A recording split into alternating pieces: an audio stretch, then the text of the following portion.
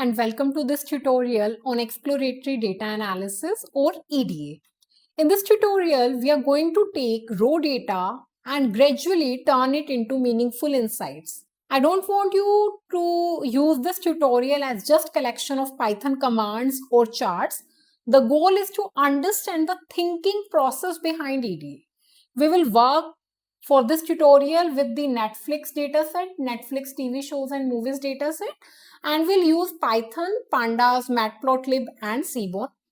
By the end, you should have a repeatable workflow that you can apply almost to any dataset. So let's begin with a simple question. When someone gives you a dataset, what should we do before making the first graph? Okay.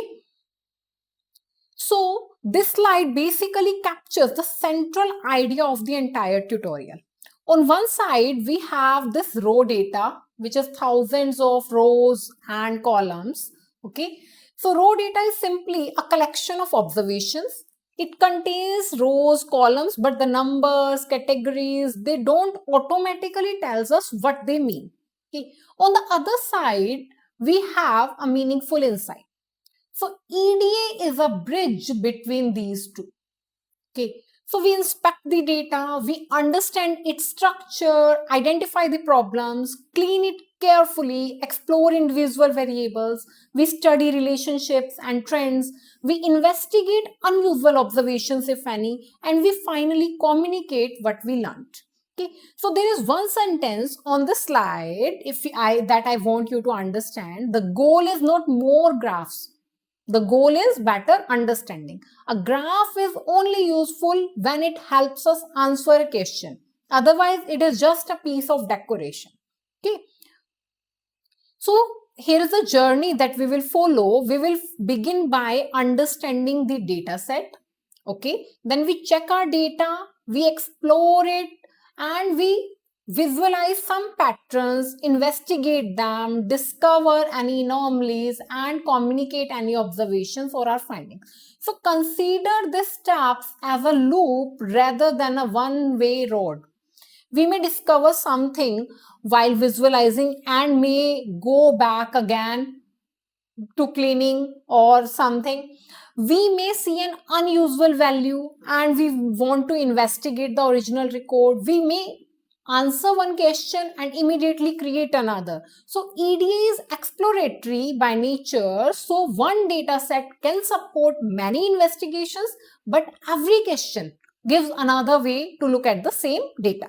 Okay, so now let's meet the data set we are going to use. So this is Netflix movie and TV shows data set that we'll be using.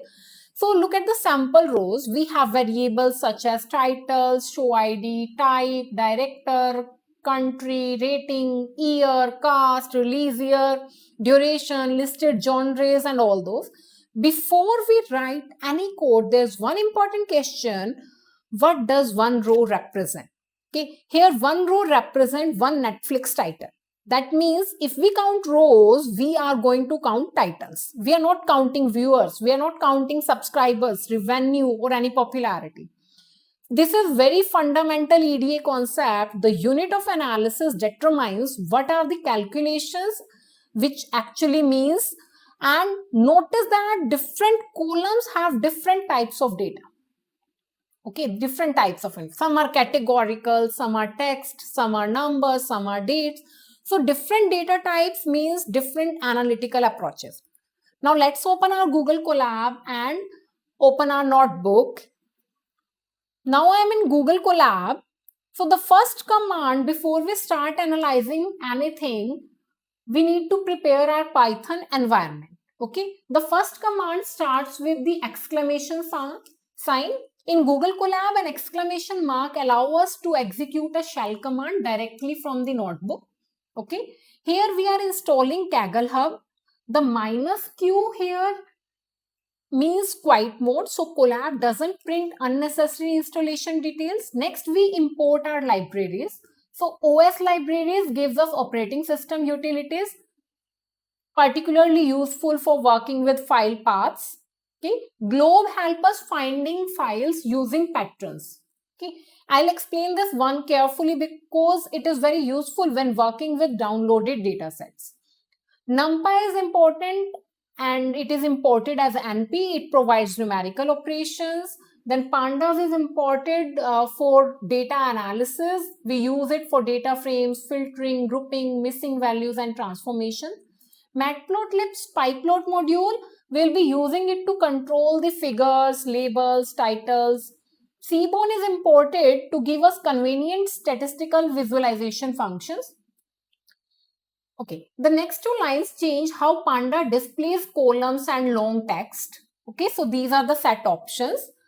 Then we set a Seaborn theme and a default figure size, 10 by 6. Okay, finally we print a confirmation message. Notice that nothing here is analyzing the Netflix data. We are simply preparing our tools. Okay, so once we have prepared our tools,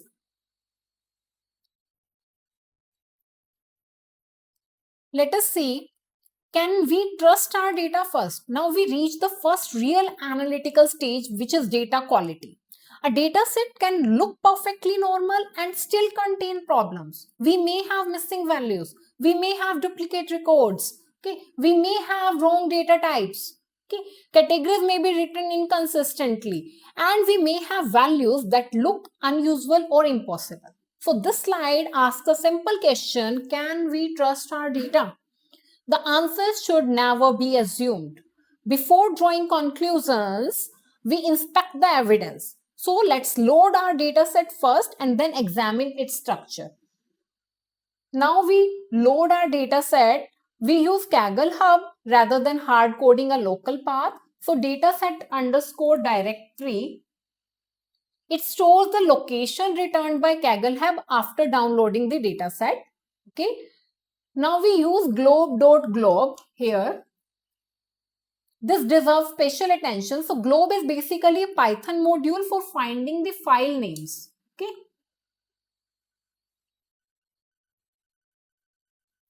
This pattern is created by, we are going to find the file names that match a pattern. The pattern is created by os.path.join, which contains the dataset directory and then double star and then star.csv.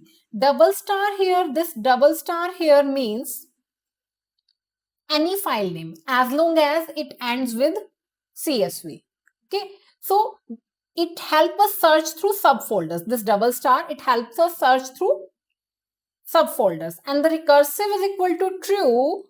It tells globe to actually search recursively. So this line finds the CSV file. It doesn't read the CSV file, it just finds the CSV file. Then CSV file 0 means the first file in the list. Okay, we've passed the file name to pandas.read CSV. This is the point where pandas actually read the CSV file and create our data frame df. Finally, df.head, it displays the first 5 rows. So remember the distinction. Globe finds the file, pandas read the file. Okay. So once it is done, before making any visualization, we first understand our data frame. Okay. Now df.shape, we generally print. What it does is df.shape for printing the rows and columns, the number of rows and columns. Think of rows as observation and columns as variables. Next is df.columns, which gives us the column names. Okay, and then we use toList function to convert the pandas index into ordinary Python list. Then the df.dtypes, it basically tells the data type of every column. This is important because the data stored as a text is not same as real date time column, and the number stored as text cannot be analyzed like numerical variable.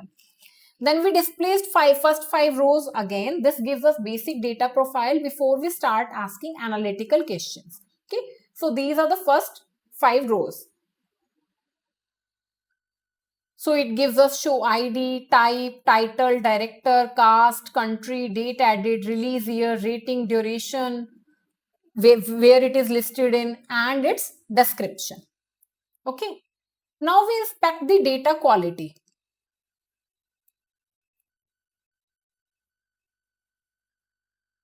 So for inspecting the data quality, what we are going to use is, we are going to see whether it contains any missing values or not. Okay. So first expression here is to find the missing values is df.na. It creates a Boolean data frame, true where value is missing and false where it is present. Then the sum function, it basically counts the missing values in each column because Python treats true as 1 and false as 0. We sort the result in descending order so that the columns with the most missing values appear first. Next, we calculate missing percentages. Okay, so missing percentages gives us the fraction of missing values. So we multiply by 100, that converts the fraction into percentage. Then we round it off to 2 decimal places. We combine these two results into a new data frame which is missing report, and after that we check duplicate rows. Okay, so once we have printed these missing values, we go with the duplicate rows. For that, df.duplicated is a function that identifies rows that are exact duplicates of the previous rows. Again, the sum counts them all. Finally, we inspect important categorical fields. Okay, for that, nUnique is the function which tells us how many unique or distinct categories exist. And value counts, it tells us how frequently each categories occur. So this is the point where we stop guessing about data quality and starts measuring it. Okay.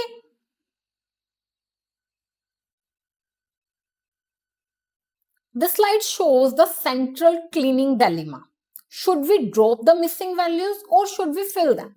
There is no universal answer. If the value is missing, we first ask why it is missing, whether that variable is necessary for our question. For example, if we are analyzing when titles were added, the date added matters. If a director is missing, we should not invent a director, right? And if duration contains different units, we should not force everything into one meaningless numeric column. The key rule is clean for a reason. We are going to preserve the original data frame for it, okay, and create a clean copy. This is the way we are going to use our transformation, which are transparent and reversible. Because if I am going to mess up with the original data, things can go wrong. So what I would do is I will create a copy of it and then I'll do the cleaning part there. So I will have original data as well as the clean copy. Okay. So when do you want to drop the missing values? When very little data is affected or missing records, they are actually not important. When you want to fill it, so data, if it is very highly valuable and missing values can be reasonably estimated, then you go with filling the missing values. Okay. So let us try to do it.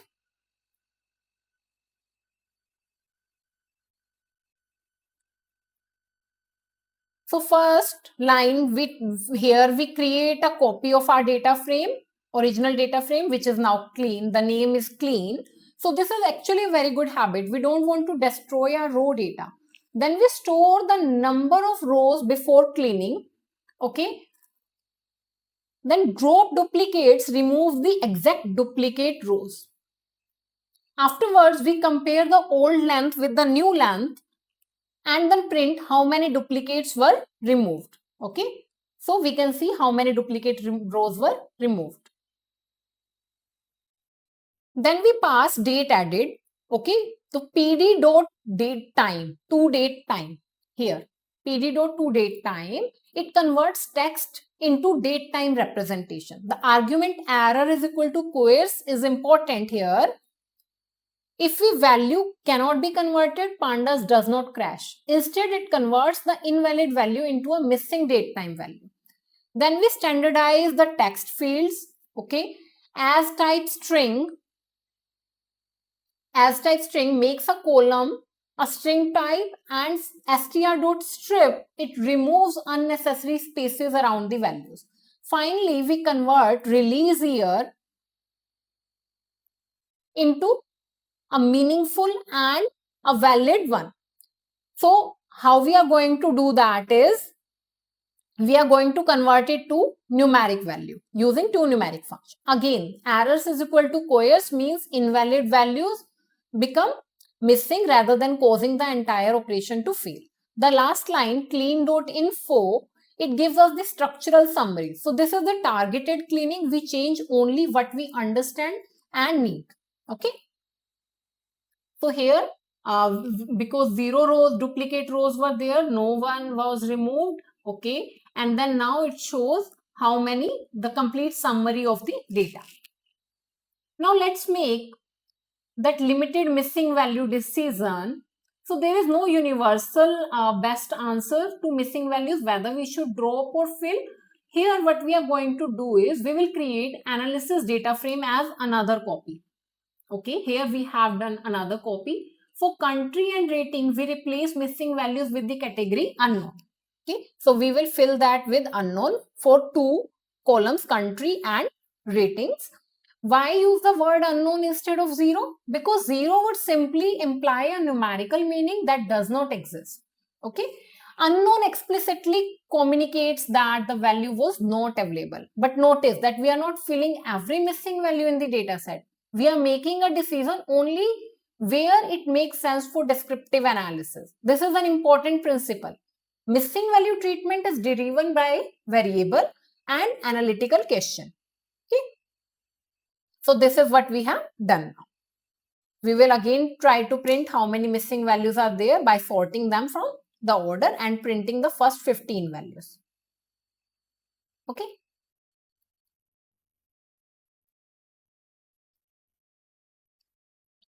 Now we begin with the actual exploration. The question on the slide is, what does the variable look like on its own?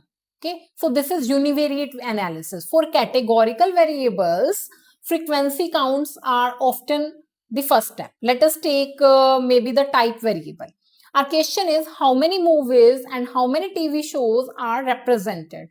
First, we calculate the counts, then we visualize those counts using a bar chart. The important point here is that chart is not an analysis by itself. The count table or the chart are two representations of the same descriptive information. Okay, so how do we do that?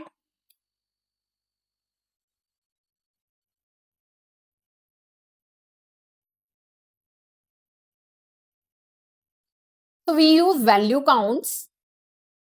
Value counts the number of occurrences of each category. We store the result in type counts. Then we convert it into a one column data frame for a cleaner display. Okay, we have converted it. For the graph, we use plot.figure, which creates the plotting area. Then sns.countplot, it creates a bar for category and counts the observations. Okay, so these Seaborn and Matplotlib, these are already discussed in the previous tutorials. If you haven't watched them yet, so you may go back, watch it there, and then come back here to see how it all works. Okay, then is data is equal to analysis df. Is it tells Seaborn which data frame to use. X is equal to type. It tells which variable to place on x-axis. The order argument here, it uses the order from our frequency table. Then we add the title and axis labels. Then tight layout prevents labels from getting cut off, and show displays the chart. Okay, so the chart here is displayed. So what do you see here? Okay, so we show the numerical comparison by the data. So it shows that movies are 6131 and the TV shows count is 2676. In a single variable can tell us what exists, but it often cannot tell us what's happening. Okay, so for that, what we can do is we have to introduce more variables. We can see when what happens when two variables interact with each other. Okay, if I know the number of Netflix titles, I still don't know how the catalog changed over time. So now we introduced a time question. How has the number of titles added to Netflix changed over time? This is a move from simple univariate description towards a relationship with time. And this is an important EDA habit. Once one question is answered, ask what the data cannot tell us yet. Okay, so now let's unpack the code carefully because there are several pandas operations which are chained together. So here, first is this drop NA, which removes the rows where we don't know the date added and we need a date to answer the time question. Okay. Then is assign, which creates a temporary column called year added. The expression X date added, this one, it basically extracts the year from the date time column. Next is group by. So group by creates one group for each year. Size counts how many rows are there in each group. Reset index, which is name, titles added, this one, it turns the grounded result back into data frame. And finally, sort values, it puts the years in chronological order. We have now a table which shows how many titles were added in each year. Okay, so line plot is appropriate because the horizontal axis represents the time. And notice the distinction between date added and release year. So date added answers the title entered the Netflix catalog represented by this data, and release year answers when the title was originally released. So these are two different analytical questions.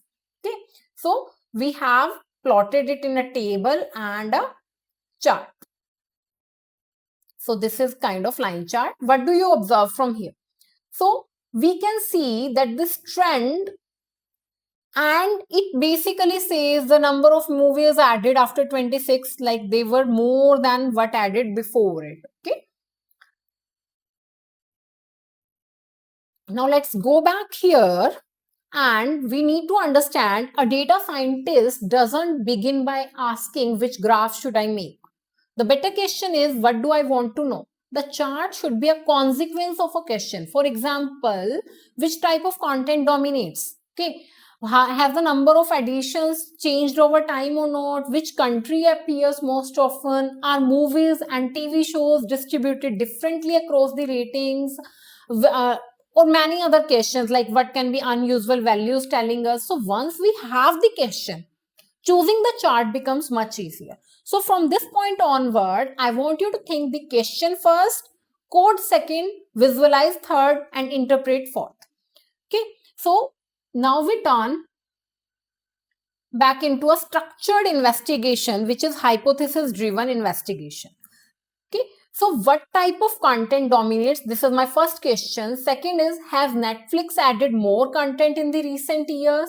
Which countries contributed the most titles? Are movies and TV shows distributed differently across ratings? What can unusually long or short values tell us? Notice these are not random graphs. Okay, each question gives us a reason to calculate something. We are also careful with the word hypothesis. In this tutorial, we are using hypothesis as expectations that we can examine descriptively. We are not automatically proving the causation. So let us start with two simple numeric questions first. For the first question, we use value counts. Okay. Here, for the first question, what type dominates? We will be using value counts, which gives us the row counts. With normalize is equal to true, it gives Panda the proportions. Then this MUL 100 converts those proportions into percentages. This round 2 is basically keeping the 2 decimal places, and rename percentage gives the result a meaningful name. So this, let us say, not just how many movies exist, but what percentage of data set they represent. Okay, so it now gives the percentages, movie 69 and TV shows 30. Okay. Then the second question we take is the most recent year. Has Netflix added more content in the recent years? Okay. So for that, we take the most recent year using the max.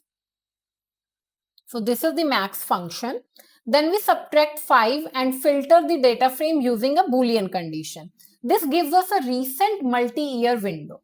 Again, notice how code follows the question. Okay. So after we run the cell, it basically tells which year the things were added and titles were added. Okay. Now let's go back to our slides. These are the questions we have discussed. For different questions, there will be different charts. Okay. Now The framework that we have to follow is step 1 is creating the chart. What do I literally see? Look for peaks, for gaps, for concentrations, for differences, trends, and unusual points. Step 2 is my analysis. So what does it mean? Here we connect the visual pattern to the variable and the question. Step 3 is the insight. Why does it matter? This is where we turn the analysis into a useful statement. For example, suppose one rating category appears much more frequently for movies than for TV shows. The chart is the evidence. Okay? The analysis describes the difference, and the insight, it explains why that difference matter for our question. Okay? But we must be careful not to jump beyond the data. Descriptive data set can show two things can co-occur. It doesn't automatically prove that one caused the other. Okay? So let us try to see what do we can apply from this framework, from charts to insights. We use pandas.crosstab, pd.crosstab. Okay, let me zoom in. Okay, a crosstab creates frequency table between two categorical variables. Here rating is one variable and type is the another variable. So each cell tells us how many titles have a particular rating and content type. Then we calculate the total number of titles, okay, for each rating with some axis 1, y-axis 1, y-axis 1. This we have already discussed. Because we want to add across the column for each row, we keep the ratings with at least 20 total titles. Okay, so we have kept the rating for at least 20 total titles. This is only to make the chart easier to read. Then we plot the table as a group bar chart. Okay, so we have group bar chart here, and once we plot it, just see. What do we see? What comparison does this allow? What insights can we defend? Why does this matter? Okay, ask these questions from yourself. Okay. So what did we discover? At this stage, we bring together patterns that we have investigated. We have a content pattern from movie versus the TV show. We have a time trend from titles added by year. Okay. See here, we have then geographical pattern for the rise of international originals. This basically can be observed from the map, like the geographical data we have, the category difference, which is the rating distribution across different genres. The interesting one is the anomalies. If the data has some anomaly, or maybe if data or a movie is very long than usual length, it might be an interesting movie which is usefully not the case. Okay, then what do we discover? We have these descriptive terms. What we have to do here is, if we want to answer the third question, which countries appear most often? Okay, now country column is perfect example of why data representation matters. A single cell may contain multiple countries separated by commas. If we run value counts, then directly on the original column, then the complete string would be treated as one category. For example, United States, India would be one category rather than two country mentions. So first we fill missing values with the unknown. Okay, so we have here filled the missing values with the unknown. Then the string dot split removes the spaces around the country names. Then we have value counts, which can count individual country values. Okay, we keep the top 15 and create a horizontal bar chart. So here we have created a bar chart. Now let's examine the next thing, which is the duration. So let's go back to the duration. So let's examine it. There is a subtle problem here. For movies, duration is recorded in minutes, and for TV shows, the duration is recorded in seasons. So these are fundamentally different units. If we convert the whole column into one numeric variable, then we would end up comparing minutes with seasons. This would make no analytical sense. So we create two features, which is duration value and duration unit. And the expression string dot extract here, it will be used as a regular expression to pull out the number and the unit. Okay, the pattern here D plus is basically one or more digits. The named group duration value, so this duration value, it tells pandas what to call the number. The second name group captures whether the unit is in minutes or is in seasons. Okay. Then we convert the extracted number to numeric. After that, we filter specifically for movies whose unit is minutes, and now our movie duration variable contains comparable numeric values. First, we calculate mean, and then median, then minimum, then maximum. The median is particularly useful when extreme values exist because it is less sensitive to very large or very small observation than the mean. Okay, so this is what we did.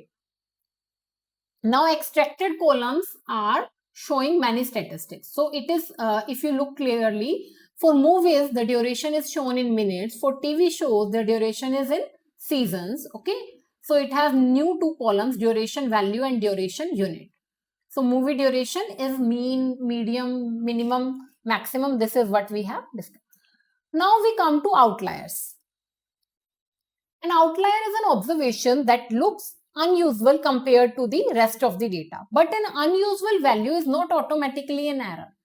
It's very important analytical habit. Suppose we find a movie with extremely long duration. There are two possibilities. Part 1, it is data error. And part 2, maybe someone typed the value incorrectly. Or part 2 is the real observation. Maybe it is genuinely an unusual long movie. So the correct process is not to find the outliers and delete them. The correct process is detect the anomaly, inspect the underlying record, and understand the context, and then decide whether it should be corrected, retained, excluded for particular analysis, or investigated further. Sometimes an outlier is actually the most interesting observation in the dataset. So first we create a box plot for it. Okay. The middle box plot basically represents interquartile range. The line inside the box represents the median. We have discussed it already. The points beyond the whiskers can represent potential outliers under the box plot value. Now we calculate IQR manually here. So Q1 is 25th percentile, Q3 is 75th percentile, interquartile range is Q3 minus Q1.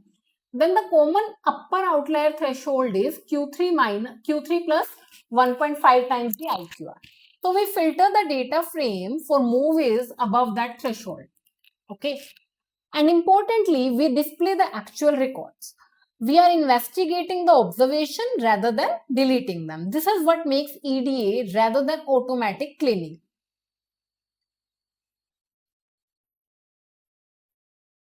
Now, EDA is not a checklist that we mechanically complete and just forget about it. It is basically an iterative loop. We observe something, okay, and then we ask a question, we analyze the data, we visualize the results, we interpret it, then we ask another question, or we may ask the same question again. And the most important sentence here is, everyone should learn to a better question. Every answer should lead to a better question. For example, after finding that movies are more common than TV shows, we might ask whether that pattern changes over time. After seeing a time trend, we might ask which content type drove it. After seeing the country pattern, we might ask whether the pattern is consistent across years. This is how exploration becomes analysis. Okay.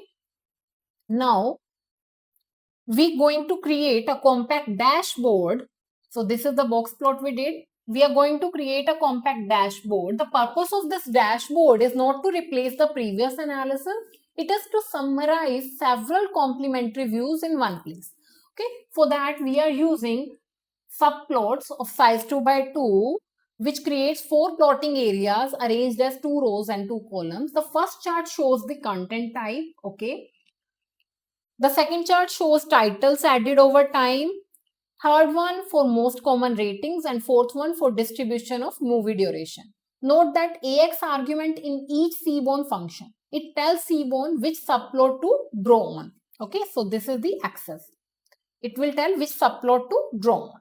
Okay, for example, axis 0, 0 is top left chart, 0, 1 is bottom left, axis 1, 1 is bottom right. And finally, the subtitle, it gives the entire figure a title. So this is useful for communication, but remember, a dashboard summarizes findings. It does not replace the questioning and investigations that produce the concern. Okay. So if we are going to run it, so we may see that it has given us 4 different plots in a single one, which is a complete dashboard. Now we want to convert our analysis into defensible statements or our findings. So first we calculate the total number of titles using the length function. Let me zoom in. So we are going to find the total number of titles using the length function here. Then we count movies and TV shows using Boolean conditions. Okay. For example, analysis df type is equal to movie creates true for movie rows and false otherwise. Then we call sum. So true values are counted as 1. So the result is number of movies. We do the same for TV shows. Okay. Then we calculate the percentages. For calculating the percentages, we have multiplied it with by 100. For the peak year, we first make sure that year table is not empty. IDX max, this finds the index. This is IDX max, this function. Basically, let me zoom out first, this one. This function finds the index corresponding to the largest number of titles added. We use that index to retrieve the entire row.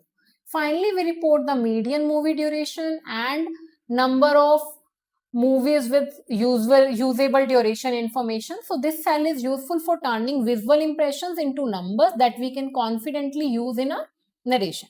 Okay, so we have to convert something into numbers that we can report. Okay, so let us finish with 5 ideas. Number 1, understand your data first. Know that what one row represents, what each column means, and what type of values you have. Then number 2, check the data quality before analysis. Any missing values, any duplicates, any inconsistent categories, suspicious observations, it can affect our conclusions. The number 3 is choose the visualization based upon the question. Okay, so don't simply use a chart simply because it looks attractive. Number 4 is look for the relationships, distributions, and EDA is about discovering what is interesting enough to investigate. Number 5 is turning observations into defensible insights. Do not stop at saying the graph looks different. Explain what changed, quantify it where appropriate, and connect it to the question. Good EDA doesn't show you the data itself. It helps you understand what the data is saying and importantly, what you should investigate next. Getting back to our Colab, we finally print the final shape of our analysis data frame. Okay, this gives us the quick information of how many rows and columns we ended with. Then we print a completion message. This may look simple, but reproducibility is an important habit. If we return the notebook later, the shape changes unexpectedly. That tells something changed earlier in the workflow. And with that, we have completed the EDA cycle now. Understand, check, clean, explore, visualize, investigate, and communicate. So this was our complete EDA workflow in Python. We started with the raw Netflix data. We learned something very important here, the EDA pipeline. So we inspect a data frame, identify missing values, duplicates, careful cleaning habits. We saw the biggest lesson here is the mindset. It is not the individual pandas or Seaborn command. Don't start with a graph, start with a question. Don't blindly clean, understand the data first. Don't just describe what a chart looks like. Turn the observation into the insight that you can defend. If you are learning data science, I strongly recommend taking another data set and repeating this entire process yourself. The more unfamiliar the data set, the better the practice. Thank you for watching. I'll see you in the next tutorial where we will be connecting this EDA with the machine learning model so that you get a final complete capstone project idea.